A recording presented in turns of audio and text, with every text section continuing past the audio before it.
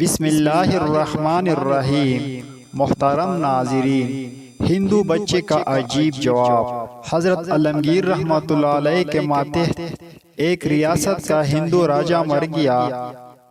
اس کا لڑکا کم سن تھا، اس لیے یہ امر قابل غور تھا کہ حکومت اس کے سپرد کی جائے یا نہیں۔ آپ نے اس لڑکے کو معائنے کے لیے بلوایا۔ جب وہ حاضر ہوا، اس وقت آپ حوض کے کنارے پر تھے۔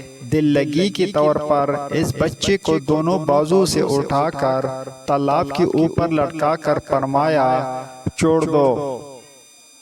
اس نے کہا، جس کا ہاتھ آپ جیسے بادشاہ کے ہاتھ میں ہو، اس کو ڈوبنے کا کیا خطرہ؟